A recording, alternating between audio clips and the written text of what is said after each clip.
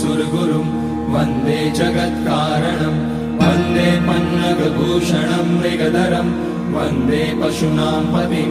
वन्दे सूर्यशशाङ्कवहिनयनं वन्दे मुकुन्दप्रियं वन्दे भक्तजनाश्रयं च वरदं वन्दे शिवं शङ्करम् ॐ मृत्युञ्जयाय रुद्राय नीलकण्ठाय शम्भवे अमृतेशाय शर्वाय महादेवाय ते नमः।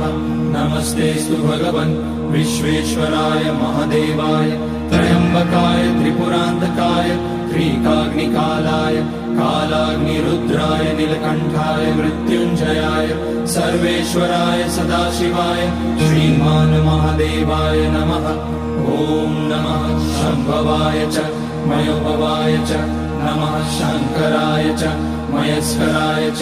नमः शिवाय च शिवतराय च ॐ त्र्यम्बकं यजामहे सुगन्धिं पुष्टिवर्धनम् उर्वारुकमिव बन्धनान् मृत्योर्मुक्ष्यमामृतात् नागेन्द्रहाराय त्रिलोचनाय भस्माङ्गराय महेश्वराय नित्याय शुद्धाय दिगम्बराय तस्मै नकाराय नमः शिवाय मन्दाकिनी सलिलचन्दनचर्चिताय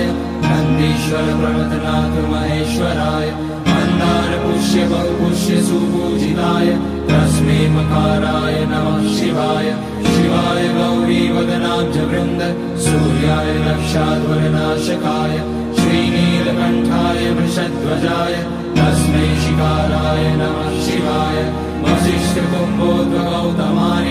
मुनीन्द्रदेवार्चितशेखराय चन्द्रार्कवैश्वानरलोचनाय तस्मै वकाराय नमः शिवाय यज्ञस्वरूपाय जटाधराय पिनाकहस्ताय सनातनाय दिव्याय देवाय दिगम्बराय तस्मै यकाराय नमः शिवाय पञ्चाक्षरमिदं पुण्यं यः पठेत शिवसन्निधौ शिवलोकमवाप्नोति शिवेन सह मोदते